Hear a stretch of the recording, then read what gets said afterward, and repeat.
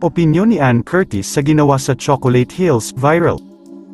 Viral ngayon na tinatalakay sa social media ang kumakalat na mga litrato at mga video sa isang resort, na ipinatayo mismo sa gitna ng naglalakihang Chocolate Hills sa Bohol. Maging ang celebrity actress at It's Showtime host na si Ann Curtis, ay hindi nga napigil ang ihayag ang kanyang opinyon hinggil sa issue. Bilang isang Pinoy kahit hindi ka man taga Bohol, isa pa rin sa ipinagmamalaki at iniingatan nating national treasure ay ang Chocolate Hills.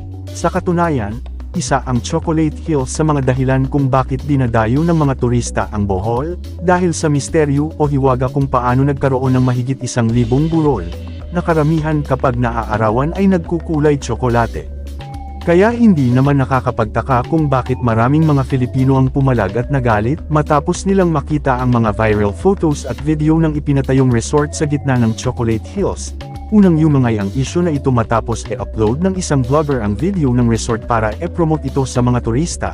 Sa video na in-upload sa Facebook ni Renda Adventurer, makikita ang isang malawak na swimming pool adventurer park na nakatayo sa gitna ng mga naglalakihang Chocolate Hills. Ayon pa sa vlogger, tinawag ang nasabing resort na Captain's Peak na matatagpuan sa Sagbayan, Bohol. Bukod sa swimming pool, meron din itong mga cottages at room na pwedeng magstay ang mga bumibisitang mga turista. Nasa 75 hanggang 100 pesos naman ang entrance fee sa resort, ngunit imbes na mangganyo at mamangha, dinagsangan ng batikos mula sa mga madla ang resort.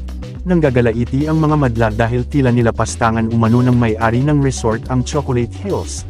Kabilang na nga ang It's Showtime host na si Ann Curtis sa mga nalungkot dahil sinira umano ng resort ang napakagandang natural wonder na ito sa Pilipinas. Ani Ann, is this true kaya? Sad naman if they are allowing this, so close to the beautiful natural wonders of our country. Bukod dito, kinwestiyon naman ng maraming madla kung bakit pinayagan na ipatayo ang nasabing resort. Nagagambala raw umano kasi nito ang ecosystem na kinatatayuan ng Chocolate Hills na pwede pang magdulot ng soil erosion, at makasira sa natural formation ng Chocolate Hills. Lingid naman sa kaalaman ng marami, ang Chocolate Hills ay itinuturing na protected area sa ilalim ng Republic Act No. 11038, or the Expanded National Integrated Protected Area Systems Act of 2018, samantala, sa ngayon ay ipinasara na ng DENR ang nasabing resort, habang pinaiimbestigahan ng Senado, kung sino ang pumayag na ipatayo ang nasabing establishment o resort nang walang environmental compliance mula sa tanggapan ng DENR.